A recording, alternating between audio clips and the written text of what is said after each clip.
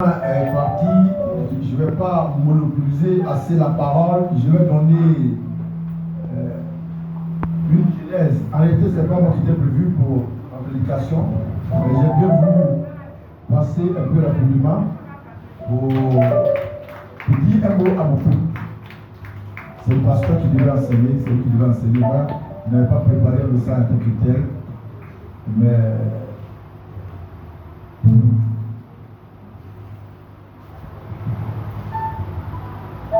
c'est pour vous donner un peu d'aperçu. Parce que quand on dit la Pâque, les gens voient la Pâque comme si une fête ordinaire. Les gens voient la Pâque comme une fête ordinaire. Mais je voulais vous faire savoir ce matin, le thème de notre enseignement, c'est quoi? C'est toujours la Pâque.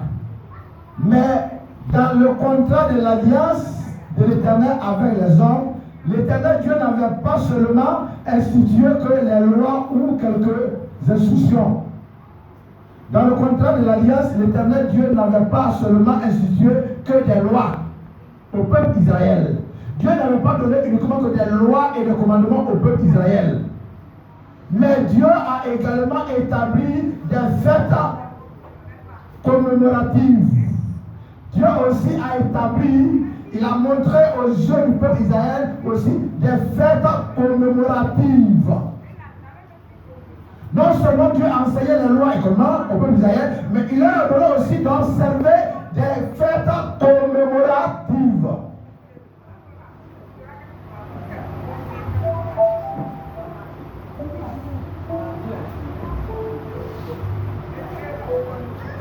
Il a institué aussi des moments de grande réjouissance. Donc, l'une de ces fêtes est la Pâque. Dieu a institué, Dieu a enseigné au peuple d'Israël 3 fêtes majeures. Donc, le peuple d'Israël devait se réunir pour se réjouir devant lui l'Éternel. Donc, l'une de ces fêtes est la Pâque, dont aujourd'hui nous célébrons.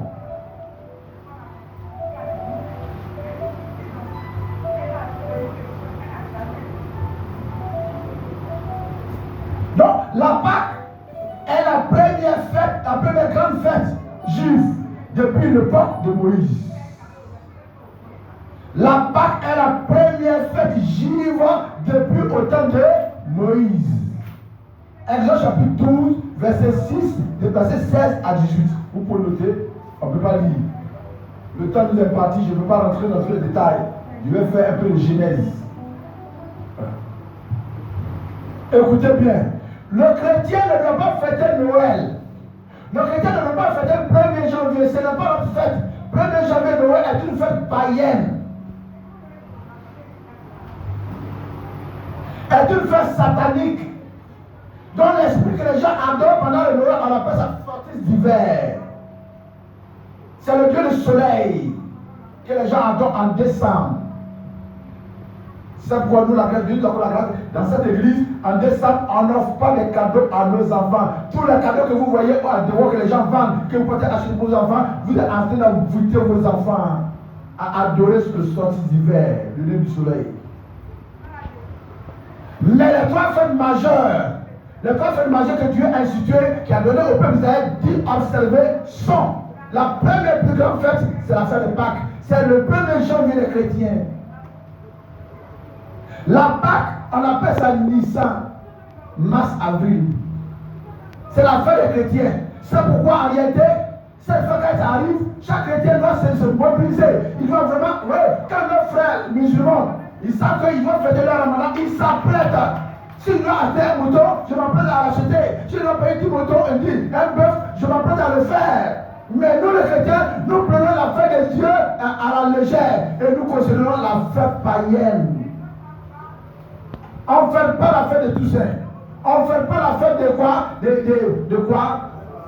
De Saint-Valentin. De quoi encore?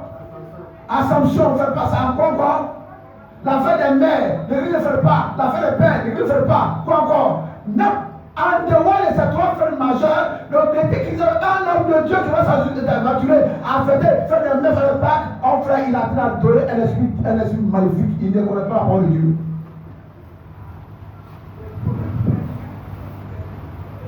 Il arrive à nos soeurs, de se cacher, aller fêter ses Pâques, et puis aller s'asseoir à l'église. Comme si elles sont chrétiennes.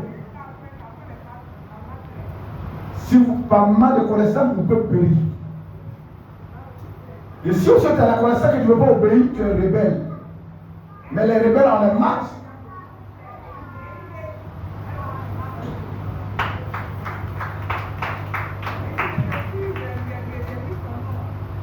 Est-ce que vous comprenez bien? Je m'appuie sur la parole de Dieu pour dire, je n'invente rien. Quand j'étais né, je peux dire avec la Bible, je vis le tour de la Bible. Et ce qu'on m'a enseigné, ce que les apôtres ont enseigné, c'est sur ça que moi je marche. Je ne marche pas sur ce que les gens disent. C'est pourquoi quand je dis, j'atteste avec les Écritures. Il y a 3 fêtes majeures que le chrétien doit observer même. Dieu dit, parmi les 3 fêtes majeures, la première grande, c'est la fête de Pâques. Donc aujourd'hui, les chrétiens doivent vraiment se mobiliser, unis de leurs moyens pour honorer l'Éternel. Oh frère, à cette fête de Pâques, on vient avec les mains chargées pour offrir des offrandes à l'Éternel.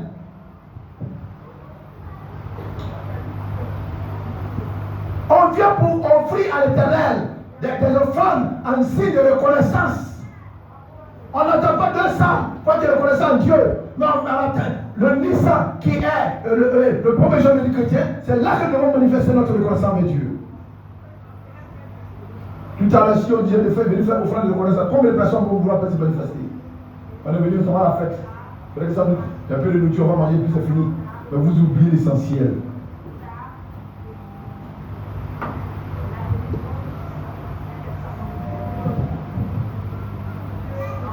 Comme vous lisez Exode chapitre 12, verset 16, vous allez voir, Dieu a énuméré les fêtes qu'on doit observer.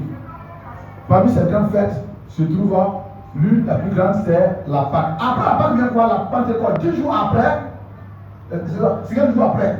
C'est quel jour après la Pâque vient maintenant la Pentecôte. Après la Pentecôte, c'est quoi après? La fête des tabernacles. Pourquoi? Parce que dans le désert, les gens faisaient le culte sous des tentes.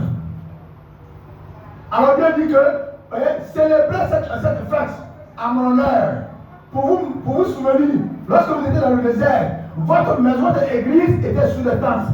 Et aujourd'hui, nous avons changé ça en fête de moisson. Voici les 3 grandes fêtes. Toi chrétien, si une fête on annonce à la radio, tu vois une communauté quelqu'un en train de pratiquer, toi si tu te mets dedans, en fait tu es dans le faux. Tu vas adorer un esprit, parce que derrière toute fête, il y a un esprit. La Pâque que nous sommes en train de célébrer aujourd'hui, il y a un esprit derrière, c'est Jésus. La Pentecôte, si nous faisons la Pentecôte, il y a un esprit derrière qu'on appelle le Saint-Esprit. La espèce tabernacle, quand on l'a fait, il y a un esprit derrière qui est Dieu lui-même. Si tu es en train de fêter de quoi? Tout ça, c'est la fête des morts. Tu as dit de fêter la fête des morts. Les chrétiens sont ignorants. Et puis quand c'est ça, hein, il est prêt à donner tout pour se réjouir. Mais quand on dit Pâques, quand on dit boisson, on vient les bras par là, sans même être heureux dans le cœur. Tout à l'heure, si c'était décembre, vous allez voir comment les gens allaient rouler ici.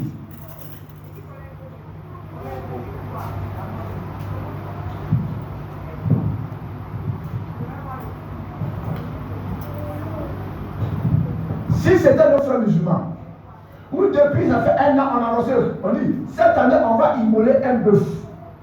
Cette année on va immoler un bœuf. L'église tout entière. Je vois une mosquée qui est auprès de moi, une petite mosquée. Mais à chaque année, les gens peuvent immoler au moins 3 bœufs. Mais nous chrétiens, on a annoncé pendant 1 an. 5 000, 10 000 chacun. Après, j'ai vu que vraiment les gens ralendissaient. C'était difficile d'en avoir. Est-ce que nous considérons Dieu? Est-ce que nous considérons les fêtes que Dieu dit comment? On dit que ce sont des fêtes commémoratives. Une fête où on fait pour se souvenir de ce que Jésus a fait, de ce qui s'est passé avec nos grands-parents.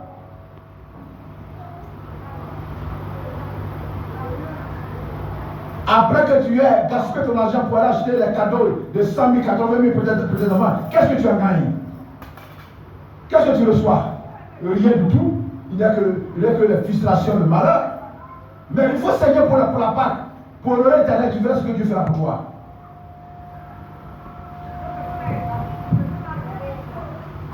Les gens n'aiment pas qu'on leur dise la vérité. C'est pourquoi ils trient les églises.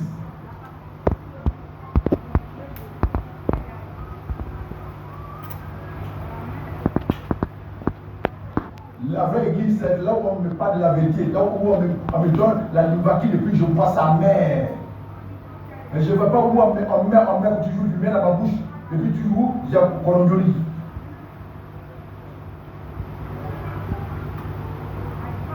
Mais qu'est-ce que c'est la Pâque?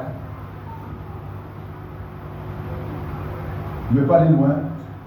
Il y a une spécification. On me dit, on va venir terminer. Ok? Voilà. Je vais lui donner quelque chose, un mot plus vieux, c'est laisser la Pâque. La Pâque, qu'est-ce que c'est la Pâque? La Pâque signifie passer outre.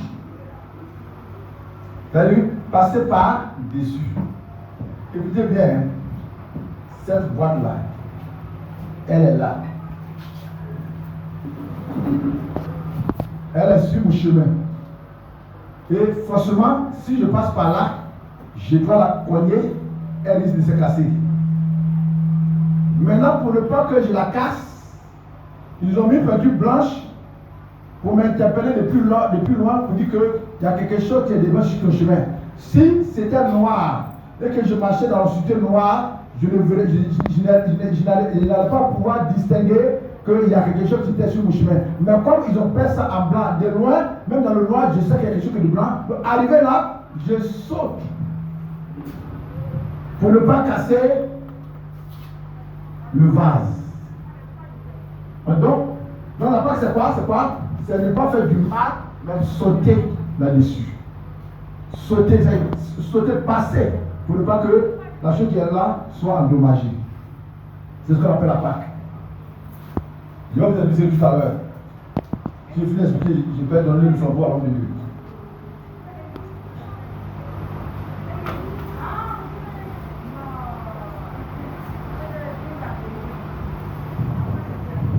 La Pâque aussi signifie la délivrance. La Pâque aussi signifie le salut. Mais comment il y a eu la Pâque? Écoutez bien, pour que vous vous intéressiez à ce qui concerne la Pâque. Abraham, Dieu l'avait connu à Sion. Je fais une histoire. Dieu avait connu Abraham à Sion. Et à Sion, c'est Jérusalem. Dieu dit à Abraham, Abraham, reste dans ce local. Abraham, reste dans ce pays. Ne descends pas dans la vallée. Car si tu descends dans la vallée, moi l'Éternel, je vais me faire comme toi. Il dit, même s'il y a la famine, même s'il y a les tribulations, il ne faut jamais chercher à quitter dans le lieu où moi je t'ai mis.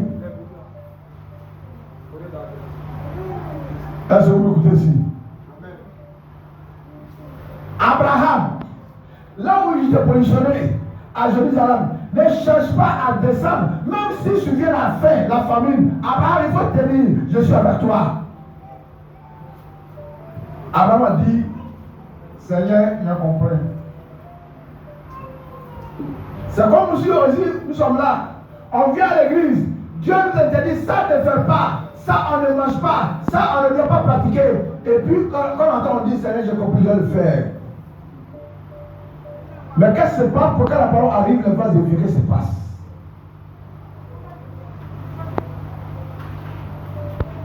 Alors, on dit, j'ai compris.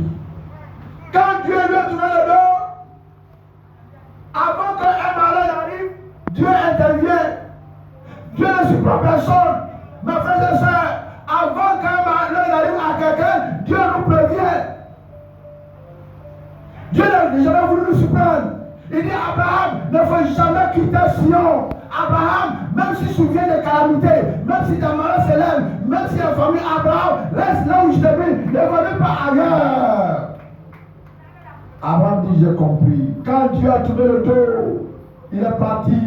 Abraham est resté là une semaine, 2 semaines, 1 mois. Voici, il y avait la famine qui est apparue. Dieu avait déjà prévenu. En fait, quand Dieu dit de ne pas les visiter, c'est que tu es le chemin de comment les visiter.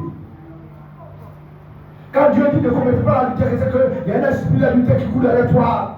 Oui, Dieu t'appelle.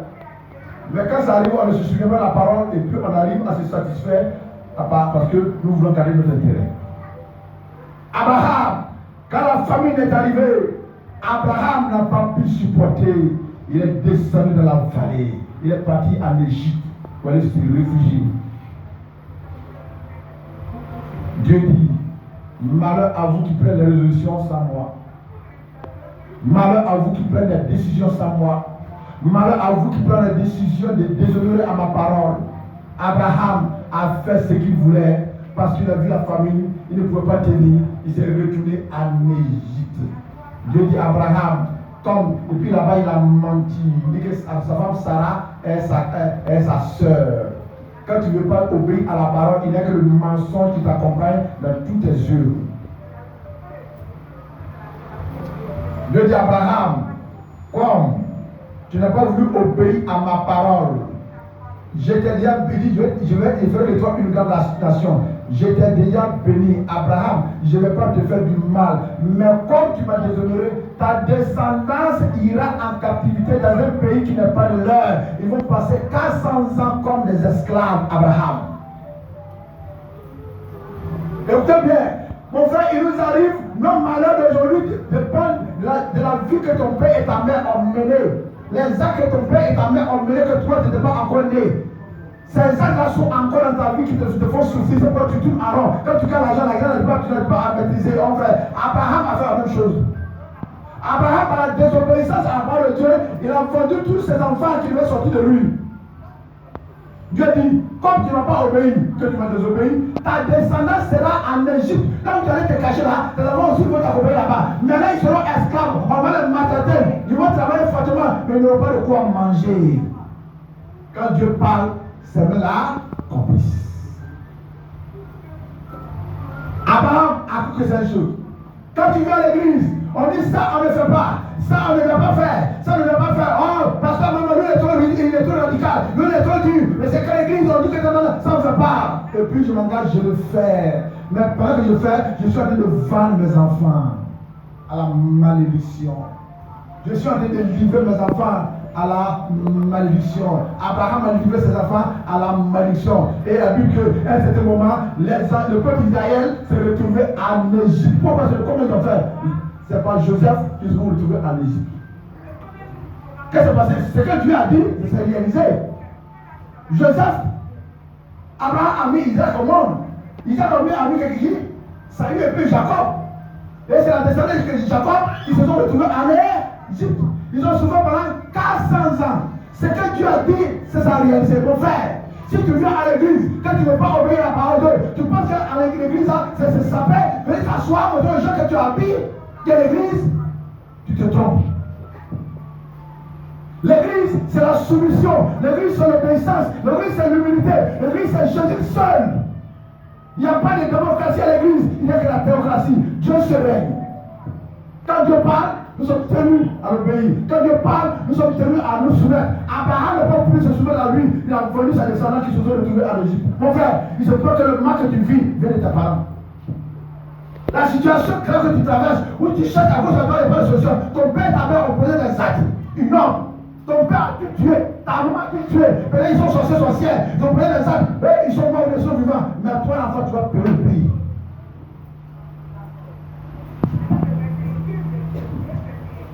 Toi qui es enfant, tu vas payer le prix.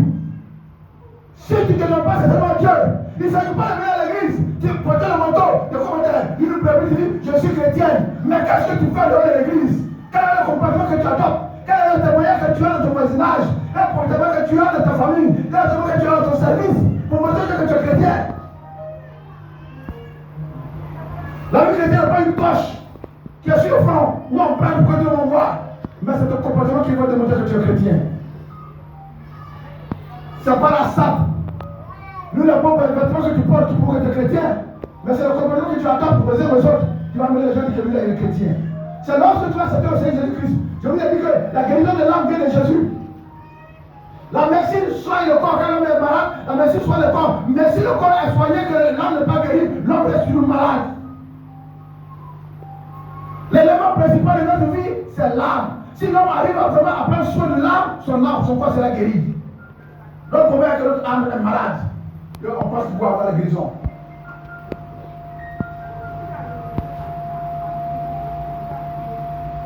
Si quelqu'un dort, c'est qu'il est sorcier. Si quelqu'un dort, c'est qu'il est sorcier. Mais si il est sorcier, tu dors, c'est que tu m'attaques. Si tu m'attaques, moi je dis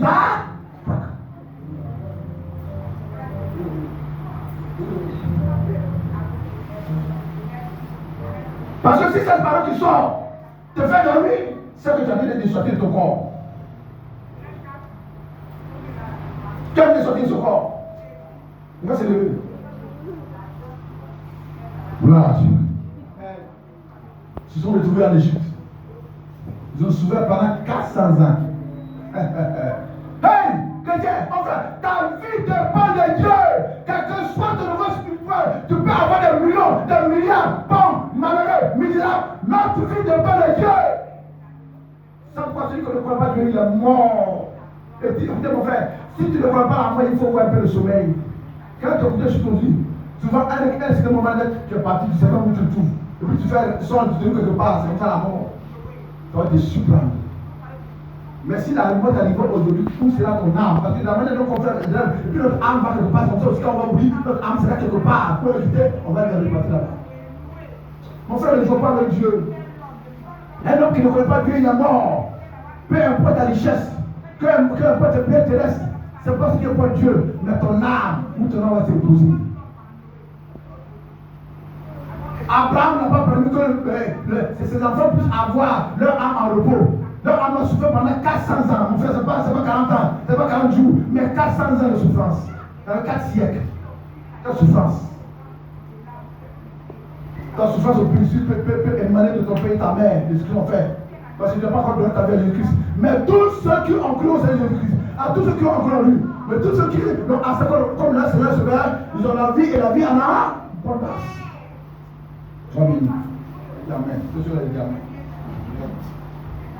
Si tu donnes ta vie au Seigneur Jésus-Christ, tu seras sauvé. Les frères et sœurs, nous sommes des Africains. Nous savons que nos papas, ils ont été des sorciers. Nos parents ont été des sorciers. Ils ont adoré des gens de fétiches. Ils ont même tué des gens. Et nous, on est ignorants. On est ici. Aujourd'hui, nous, on a grandi. Et on souffre, on tourne à rond. On a tué encore sorcier. C'est pas sorcier. C'est ton père et ta mère. C'est ta grand-mère et grand-mère. Quand vous prenez les actes, il faut que tu souffres. Si tu ne prends pas la peine d'accepter sincèrement Dieu, pour que Jésus-Christ vienne te délivrer, pour que son sang vienne te sanctifier, pour qu'il t'apporte son esprit, pour que tu sois une personne née de nouveau, mon frère, tu vas souffrir sur la terre, et puis mourir, et puis aller souffrir encore dans le ciel.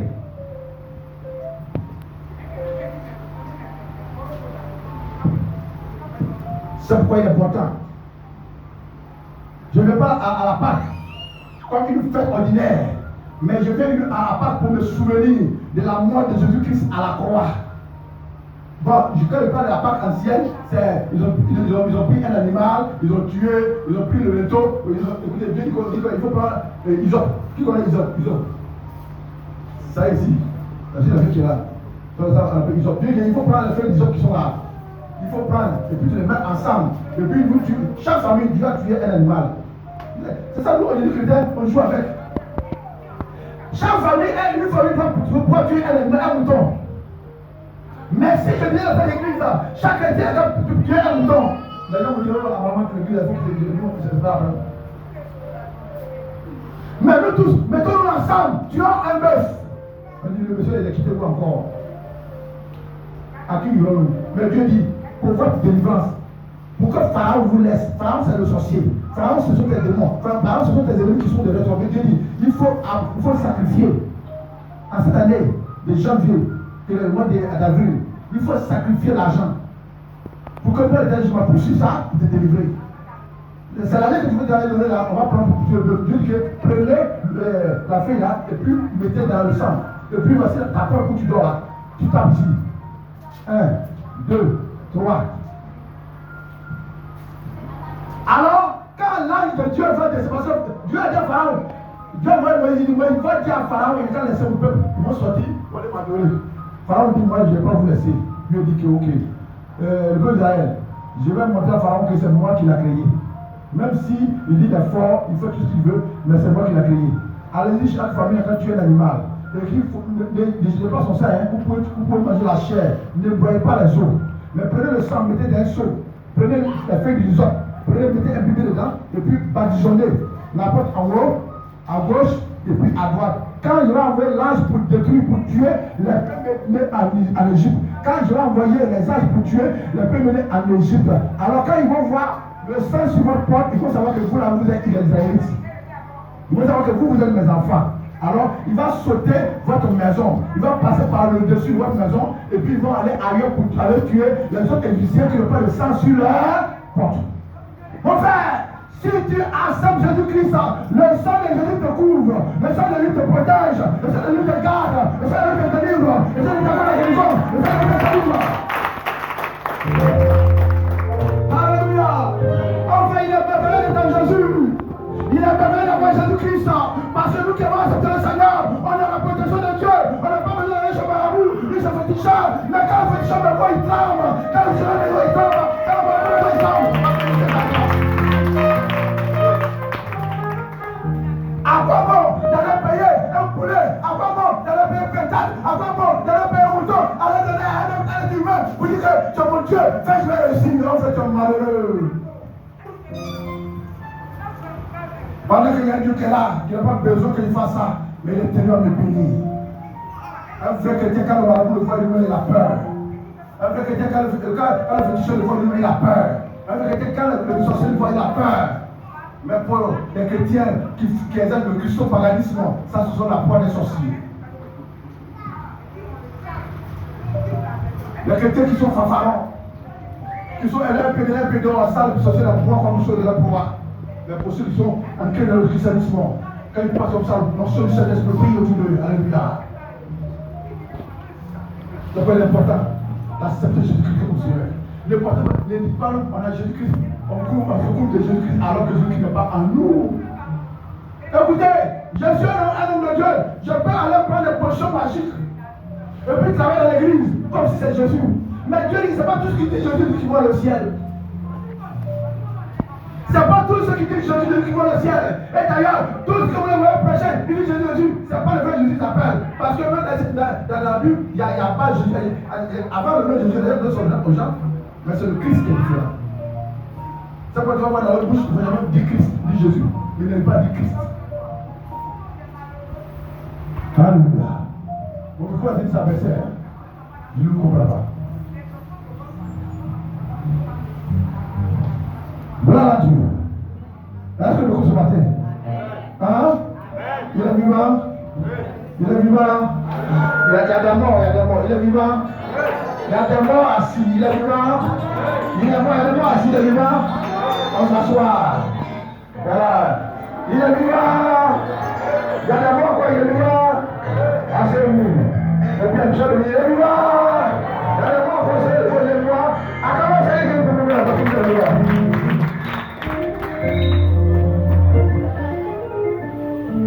Alléluia. Dieu dit, chaque famille doit tuer un animal. Et si l'animal est si gros, il ne peut pas partager à son voisin. Mon frère, la Pâque est un moment de partage. Mon voisin, j'ai vu mon voisin, viens manger ensemble la Pâque. C'est pas Noël. C'est pas Noël, on partage la nourriture, c'est en Pâque. Ça paraît vite, on invite nos voisins pour manger ensemble. Pourquoi la communion fraternelle règne? Ce n'est pas Noël, c'est pas janvier. On a changé les choses de notre contre nature. Dieu dit, quand je vais envoyer l'âge pour venir tuer les Égyptiens, écoutez bien, si tu es là que tu fais du mal à un chrétien, tu es mort. Mais frère ça, vous qui êtes dans le Seigneur, je n'ai pas ceux qui vont à l'église, hein, vous qui êtes dans le Seigneur, il y a ceux qui vont à l'église et ceux qui sont dans le Seigneur. Pour celui qui est dans le Seigneur, et puis un sorcier, un marabout, un féticheur, un mystique ou un ennemi songe à lui faire du mal. Pendant que Dieu fait le mal, Dieu te regarde. Tu fais le mal, Dieu te regarde. Tu fais le mal, Dieu te regarde. Mais un jour viendra, Dieu va s'élever. Son bâton sera levé. Il va te frapper à cause de son fils. À cause de celui parce que Dieu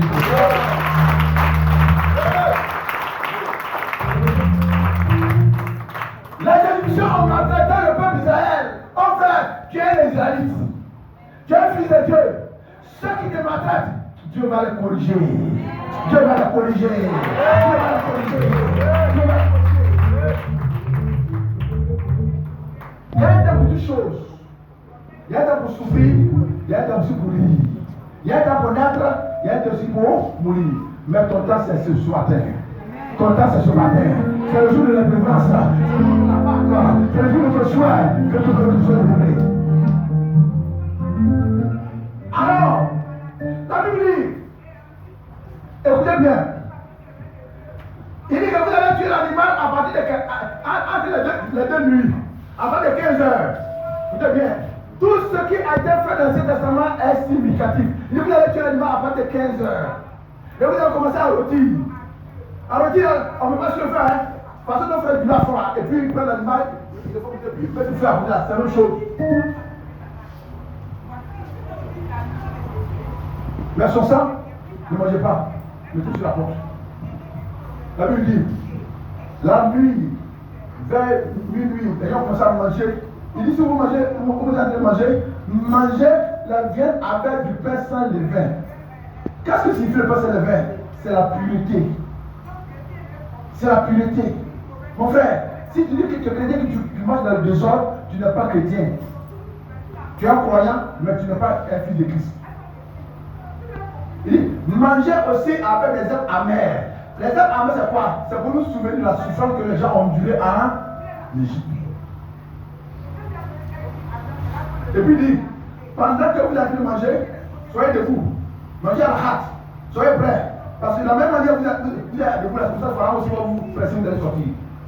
Si vous essayez pour manger, vous prenez votre temps pour vous manger, vous allez aller à l'état. Pendant que vous mangez, soyez debout. La bière, vous vous déchirez, vous mangez. Quand il paie, tout le monde sort. Ça vous dit que, voyez-vous, Dieu veut nous bénir. Mais si Dieu nous donne la recommandation qu'on n'est pas prêt à obéir, il n'y a que la malédiction qui va nous suivre. Si Dieu a donné au pays il dit, chacun quand tu es animal, si les gens avaient refusé, est-ce qu'ils allaient sortir? Si Dieu a dit que manger l'animal avec la braise et puis ne manger pas ses os et qu'eux, ils s'entêtaient à boire les os, est-ce qu'ils allaient pouvoir sortir? Non, c'est l'obéissance qui nous conduit à la délivrance. La vraie délivrance, c'est l'obéissance à la parole de Dieu. C'est parce que le peuple d'Israël s'est soumis à la parole de Dieu que Dieu a permis qu'il sorte. Alors, Dieu a envoyé l'ange pour frapper pour tuer le premier-né de jour. Quand Pharaon a vu que les gens étaient en train de mourir, il dit, ah, vraiment, Moïse, ton Dieu il est fort. Sortez. Et puis, c'est qu'on fait. Il dit, mais sortez, hein, mais laissez vos femmes ici. Nous, on va sortir, et puis on va laisser les femmes. Mais si ma femme va laisser, moi, je suis resté là-bas. Il dit, Pharaon, tu n'as rien dit. On laisse jamais les femmes. Après, on continue à frapper. Il dit, Moïse, viens. Sortez à la femme. Mais cette fois-ci, laissez vos biens ici. Il dit, ah, je suis avec ma femme, mais avec quoi il va adorer le Seigneur?